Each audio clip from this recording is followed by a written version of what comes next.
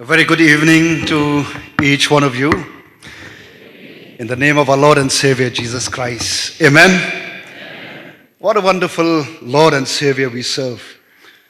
I am who I am, not because of me.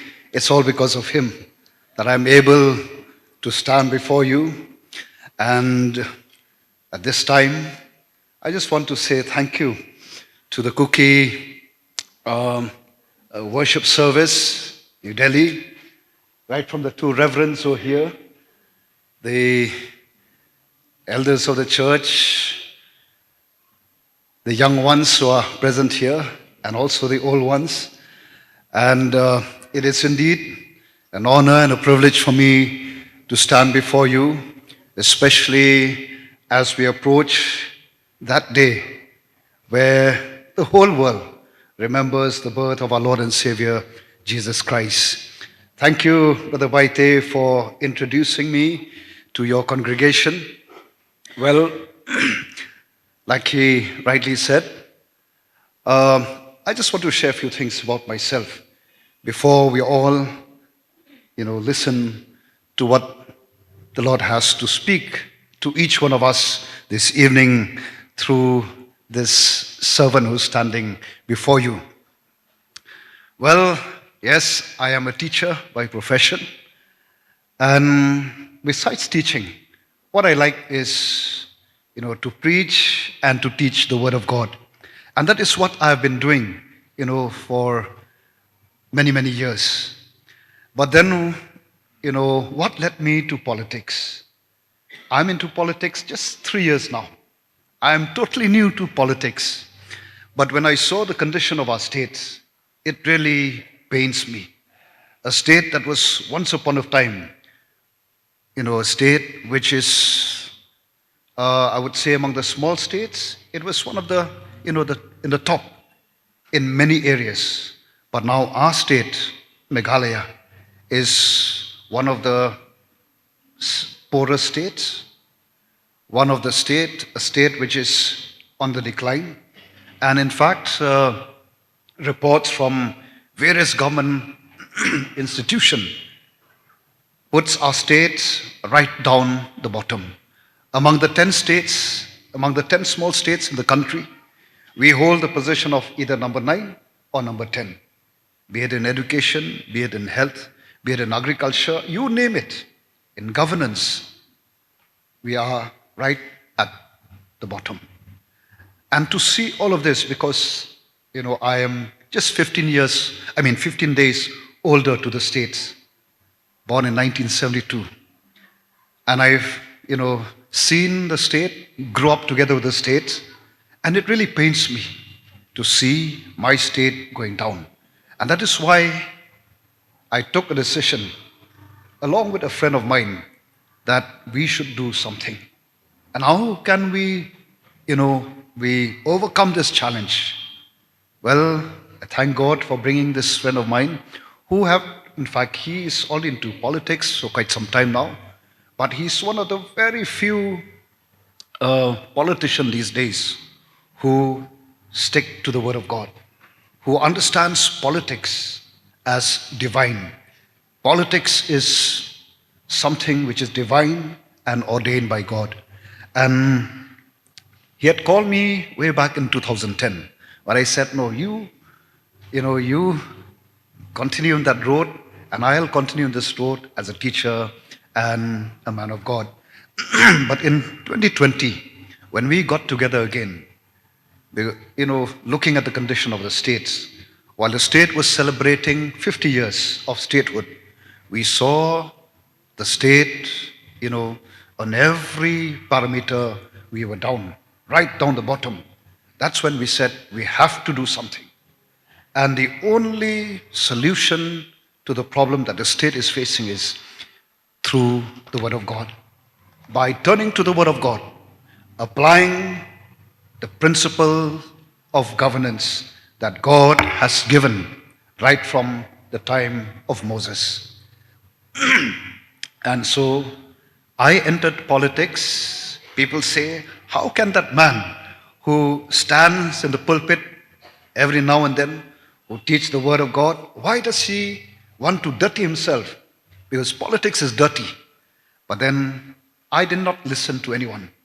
I looked to the word of God, and the Bible tells us that, politics is not dirty. Politics has been ordained by God to govern right from the time of Adam and Eve. When God created everything, he said it is good. And then God created man. And then made man to be, to control, to manage over everything. And that's just why when we look at Psalms chapter 8, when we look at verses 4, 5 onwards, let me read. Actually, I don't have a big Bible. This is a small Bible. Normally I use the Bible, the Kasi Bible. But then let me just remind us. Psalm chapter 8. David said these words in verse 4. What is man that thou art mindful of him, and the Son of Man that thou visited him? For thou hast made him a little lower than the angels, and hast crowned him with glory and honor. Thou madest him to have dominion over the works of thy hands, and thou hast put all things under his feet. And this is a verse that, that encouraged me so much, that God has given the authority upon man to take care of all other, of his creation. And so that is why when I decided to turn, to enter into politics, I did not listen to what people, said about me, that politics is dirty. I said if politics is dirty, and politics is part of our day-to-day life, there's politics in the family, there's politics in the church, politics in our society, politics, around the world. And we cannot survive without politics. But the politics that we need today is politics that is ordained by God. And that is why I encourage young men and women, to take part in politics, and politics which is divine. Politics that God has ordained. And I am sure we can turn the world around. We can turn our family around, turn the church around, turn our state, our society, and our country, our nation, and the world with the politics that God has given. Amen? And so that is why when I entered politics, like you said, the first time when I gave my maiden speech, I said, Lord, how do I address my maiden speech? But the Lord put me those words, that it is high time that we rise up and build. Rise up and build our own life, my own life first. Life of our family, life of our society, and the life of this nation. And we need God, to help us, because it is only through Him. And that is also another point that I mentioned also, is that, if we say that the world, what is wrong with the world? It is because of me. And that is why,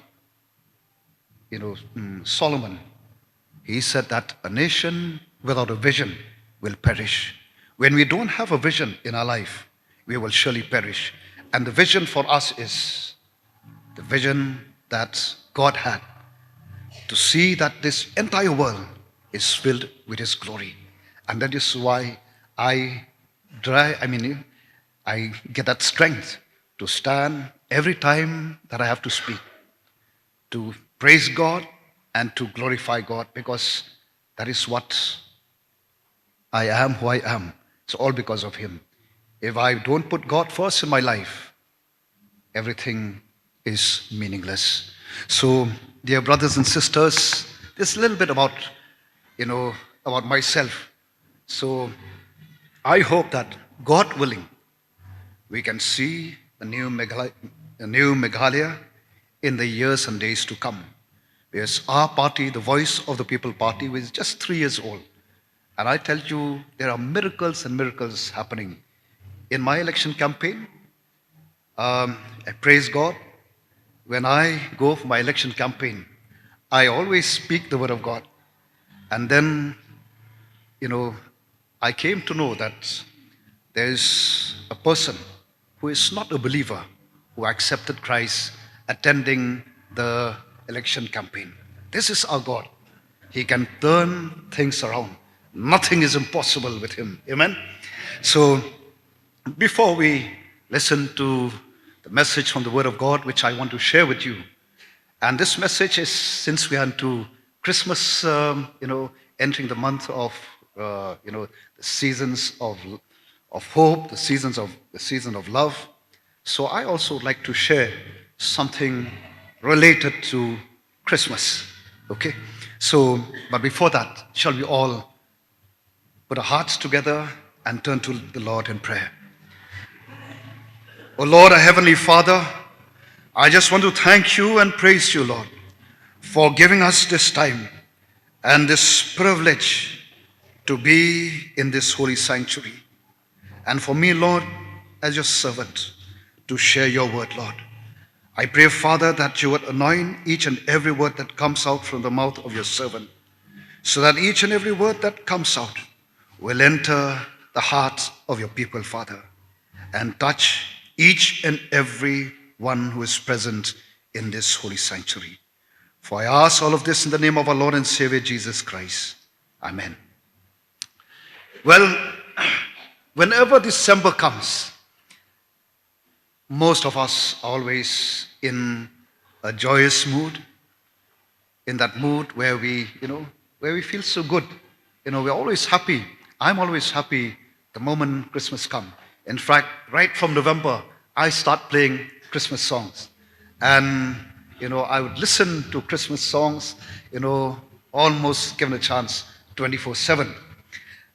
And we all know that when Christmas comes, it is a time, especially for Christians, the world over, to celebrate, yes, the birth of our Lord and Savior Jesus Christ.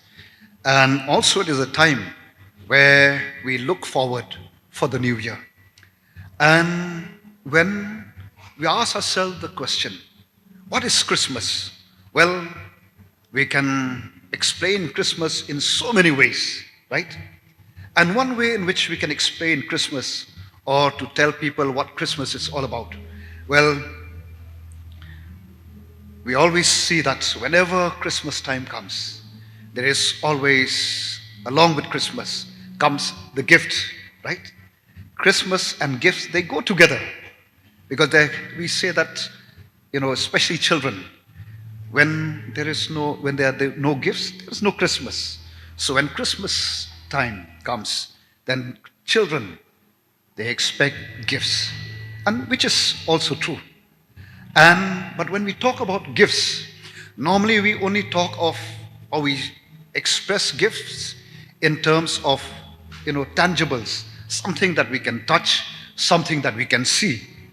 But there are so much, of the non-tangible that is also associated with Christmas. Christmas is not just about, giving gifts which we can see, which we can touch, but there are also certain gifts that we receive during Christmas. And that was the gift that God gave us in the first Christmas, when He gave His only begotten Son. And it is a gift. Yes, He gave us His Son, but also along with that, there are several other gifts which are associated with the first Christmas. And it is those gifts that I want to share with you this evening. And they are the gifts that I am sure when we leave this place, we will carry and take those gifts along with us and take it to the world around us. So, what are those gifts? I have 3 gifts to offer you. The 3 gifts that was given to us by God Almighty when He gave His Son, Jesus Christ, to us. The first gift, well, I know that I don't have, much time, but I will try to speak as, as short as possible, and also maybe we also towards the end allow ourselves into the hands of the Holy Spirit to touch each one of us Where that is what we also need. Besides the word, we also need the Holy Spirit to touch our life. So, what is the first gift when we think about the first Christmas? To me, when I think about the first Christmas, it reminds me of one gift. And one of the gifts that I want to share with you is the gift of direction. The gift of direction. You see, whenever we talk of Christmas, we are reminded time and time again of the three wise men. And the three wise men who came from the east, who were inspired by that mysterious star that appeared in the heavens. And these are people who were, from the east. The condition of the east was such that they were looking for an answer to the problems that they were facing then. So they were saying, is there a solution to these problems that we are facing? And in that moment, they saw a star appearing. It was a very mysterious star. Though some, they argue that it was just a fable. Some would say that it was an angel. Some say that it was a miracle. The debate goes on and on, unending. But no matter what, the Bible tells us that these three wise men, they saw the star and they followed the star. And the star led them to a place, to the land of Judea. And what happened, we all know. The moment they reached the land of Judea, what these wise men did was they went straight into the palace where King Herod was there. And what was the question that they asked? They asked this question: where is the one who has been born King of the Jews? Where is the one who has been born King of the Jews? And then they also said this: we saw his star. We saw his star when it rose, and we have come here to worship him. So these three wise men, looking for an answer to life's question, and God gave him, a clue. Looking at that star. Yes, they followed that star. And when they reached a place, they took their eyes off that star, right? They took their eyes of that star, and they depended, or rather, they allowed the human mind, the human intelligence, the human knowledge, and all of the things of man to overtake them. And they, what they did was that they took their eyes from the star and they landed up in the wrong place. That was what the Bible tells us, that the three wise men, all along, they were following the star. The star took them to the right place, But then, when they reached the place, thinking, yes, this is the place, they did not wait for the star day. And then they landed up in the wrong place, thinking that this is the right place. But then, thank God, they came out of that place. They came out of that palace. And they went looking again for that star. But praise God, He is always there. Always waiting for someone, who turns to Him. And when they saw the star again, when they found the star, again the star took them to the place where and to find an answer to their problems, or to find an answer to their, to the questions that they have been looking for. And that star, took them to the place where Jesus as a baby was born, in a manger. And the Bible tells us in Matthew chapter 3 verse 10, when they saw the star, they were overjoyed.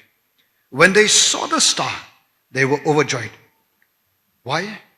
Not only that they found that The star that had led them from their place where they started their journey is a star that never left them. Rather, they were the one who left the star, but the star was always with them to lead them into the right place, to find an answer to their life's problem. And that is why Solomon reminds us that in Proverbs chapter 3 verse 5, to trust in the Lord with all your heart and lean not on your own understanding. Dear friends, from this first gift of direction, what is the message for us this evening? Well, I'm sure, on the 1st of January 2024, I'm sure many of us, we took some New Year resolution, right? We took some New Year resolution that this year I will do this year I will live like this, and so on and so forth. This is what many of us, we do whenever, the first of the year come. Now, we are here today, the 8th of December. We have just about 3 weeks left for the new year. Well, let me, ask each one of us, my dear friends, are you still on the right track? Are you still following, your dream? Are you still holding on to your resolution that you took on the 1st of January 2024? Well, I cannot see, I do not know whether you're still on the right track or not. But for those who are on the right track, carry on. But in case some of us who have gone astray due to the distractions of the world, due to the events that have happened, I know, back, where you come from, back at your place, it is not easy. But then, remind us that, well, some of us might have departed from the track that we have drawn for ourselves, maybe in our words, in our thoughts, in our deeds, in many aspects of our life, maybe even in relationship. We might have departed from what we wanted. Dear friends, let me remind us that this evening, I believe it is a special evening for some of you. An evening where you can take a decision whether you want to come back to the right track or not, or you want to continue in that track which is not helping you at all. Well, just like the 3 wise men, they thought that they were wise enough. They were following the star to begin with, but the moment they took their eyes off the star, they landed up in the wrong place.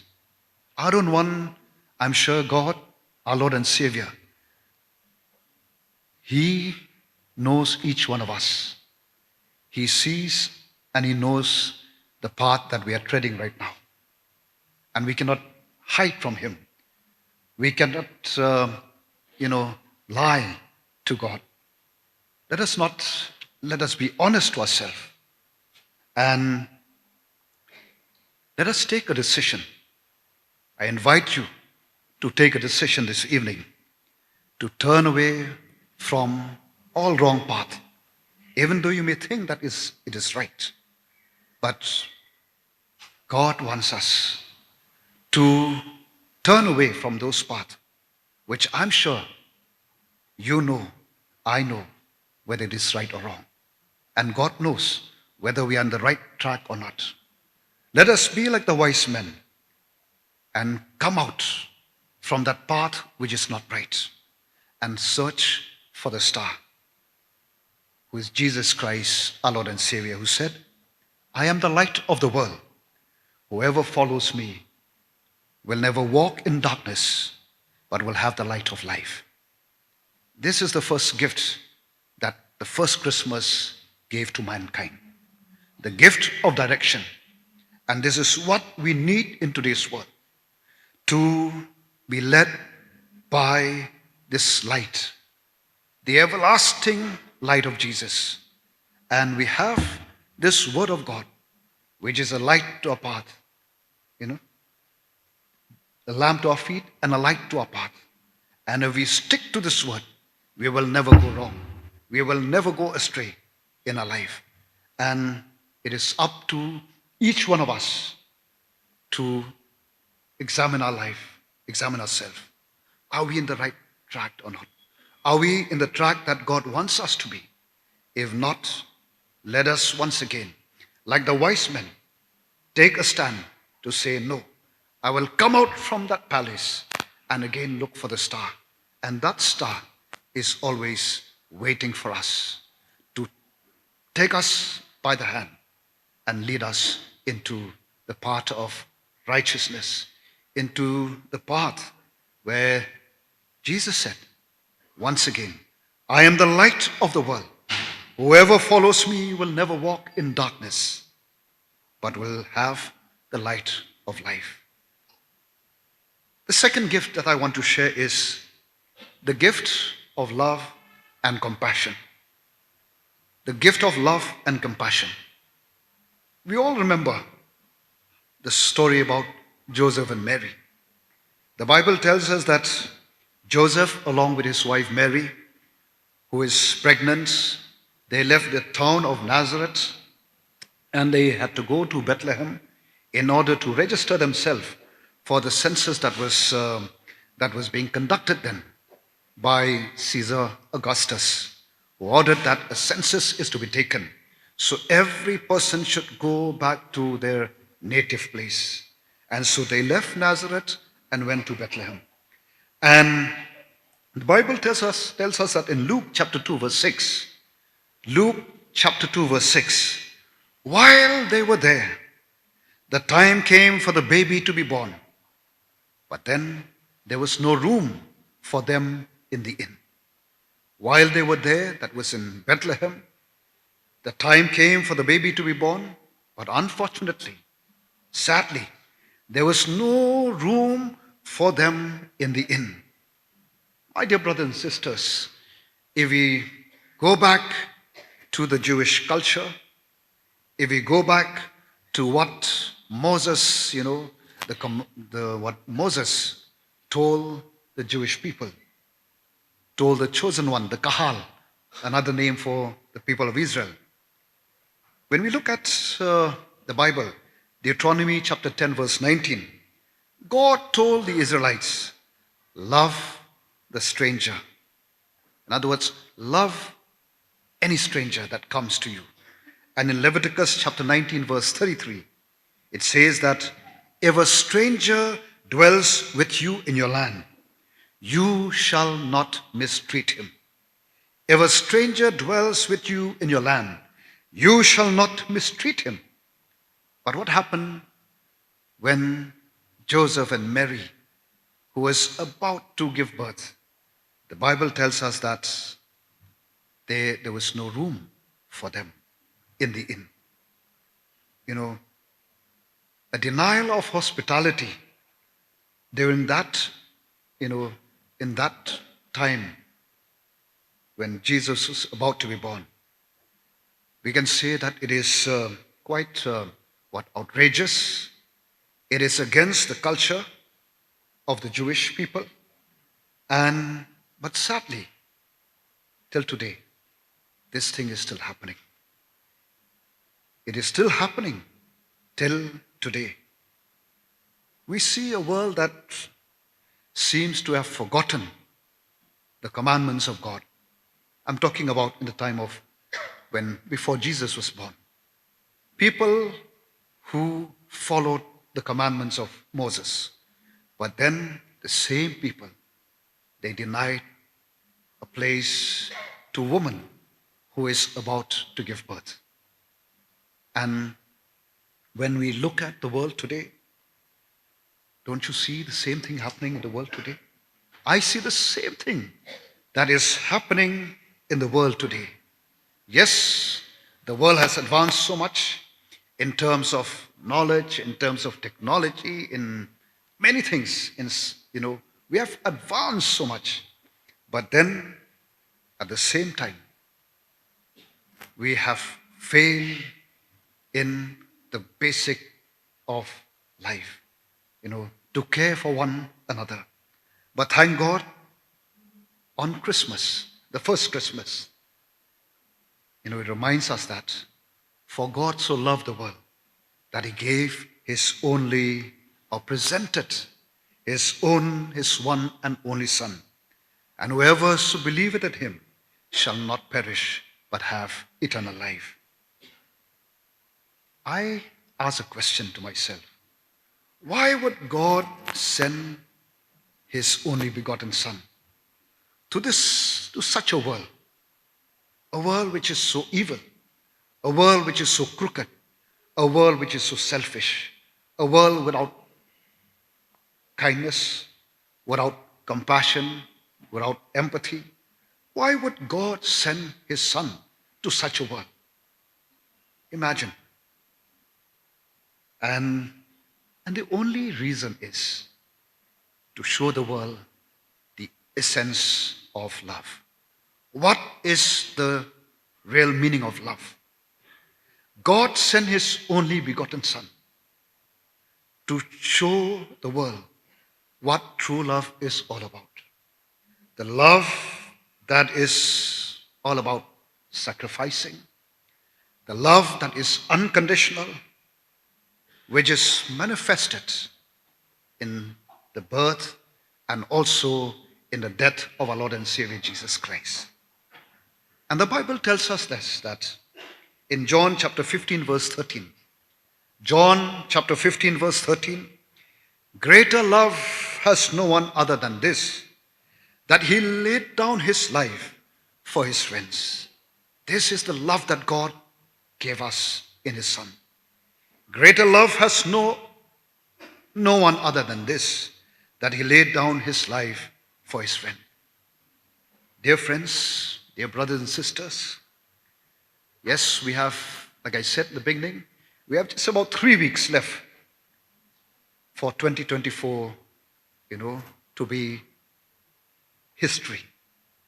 Now, if we ponder and if we look back, I believe many or some of us must have had a very, very bitter experience, because there are people, I'm sure, who have let you down.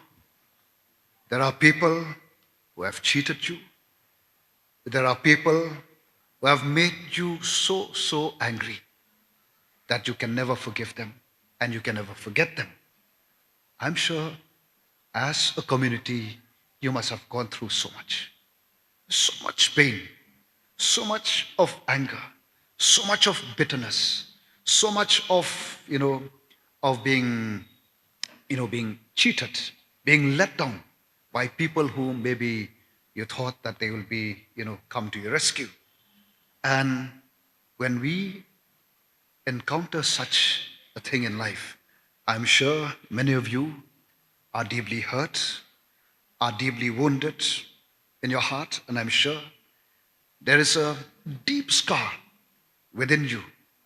And what we all need today, what you all need today, I'm sure, is healing, is the touch of God to heal your broken heart, to heal the wounds. But thank God that he gave this beautiful gift of love, and that love which is found only in our Lord and Savior Jesus Christ. I know it's not easy for many of you. We have gone through so much, but then today I stand here to remind us as followers of Jesus Christ that it is only the love of God which can help us to love those who hate us, to love our enemies once again. I know it's a very difficult, but do we have any other option as Christian? No. There is no other way out. but to accept the love that Jesus Christ, that love that God gave us in the first Christmas, and to take that love and to win over our enemies. There is no other weapon strong enough that can win the evil of the world but the love of Jesus Christ. Amen? And that is why we remember when Jesus, while he started his ministry, the Bible tells us that, for example, in Matthew chapter 9, verse 36, when Jesus saw people, the Bible tells us that he felt compassion for them because they were in distress. I'm sure this very moment, the Lord sees each one of you, and he sees the, deep down in your heart. He sees your mind. He sees your thought. He sees your heart. That is maybe in deep distress. And Jesus is here to offer you this great gift of love that you need in order to help heal the wounded heart, to help and to heal your soul, your spirit. And the Bible also tells us that when the Lord saw her, he felt compassion for her and said to her, "Do not weep." And I'm sure some of you are still weeping, when you think of what has happened to many of you. And Jesus said, "Do not weep. I give you my love, a love that can help to heal you, to wipe away the tears." And we remember Jesus, on the cross. What were the words that he said? "Father, forgive them, for they do not know what they are doing." I know it is not easy to say the words of Jesus, but do we have a choice? No. We do not have any other choice but to say, like Jesus said, "Father, forgive them, for they do not know what they are doing." And we can say this only if we allow that love of God to, to settle in our hearts, allow him to rule over our heart and our mind and our life. And this is one of the greatest gifts that God has given to mankind. And it is love that can conquer all the evils of this world. And so, my dear brothers and sisters, I know this gift, the second gift that I'm sharing with you, is not a very easy gift to accept. Because once you accept this gift, you have to use it and to win over your enemies. And we thank God that God has given us this gift, a gift which is so amazing, which the human mind will never be able to comprehend. But it is a gift that he's offering in the first Christmas, and he's offering till today, 2024. The same gift that can help us, help you as a community to overcome, the issues that, that you have been encountering over the last few years. The last gift that I want to share with you is the gift of unity and the gift of oneness. On that first Christmas, we were told that when Jesus was born, who came to the manger?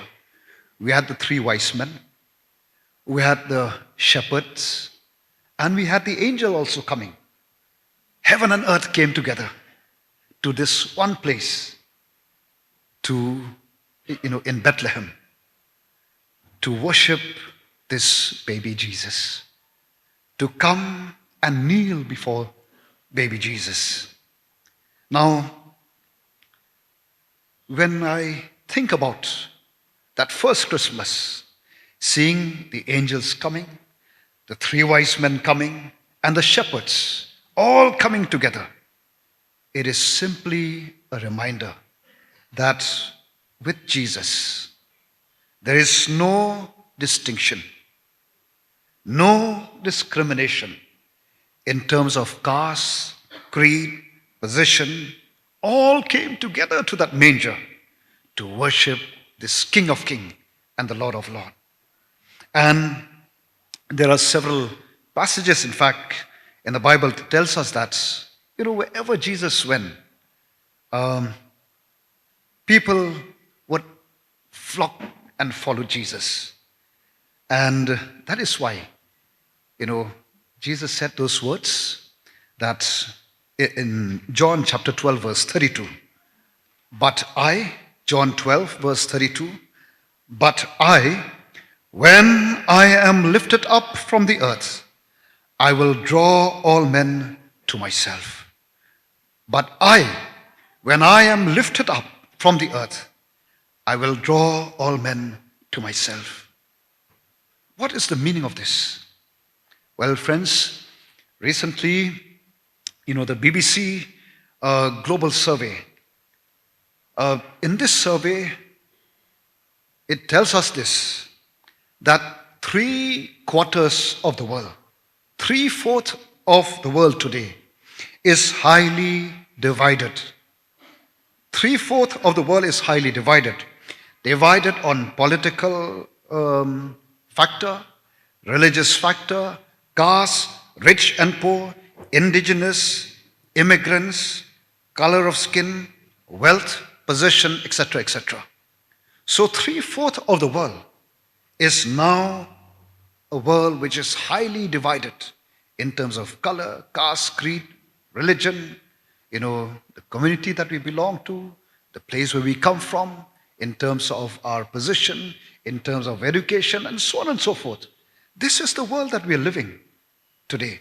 Like I said, the world, is so much of advancement in knowledge and information, technology, and all kinds of advancement, going to Mars. India is sending, a rocket to space, to the sun. All this is going on. People talking about living in Mars, when they can't even live peacefully here in this earth. Yet they talk of going and settling in Mars. So same thing will happen wherever they are.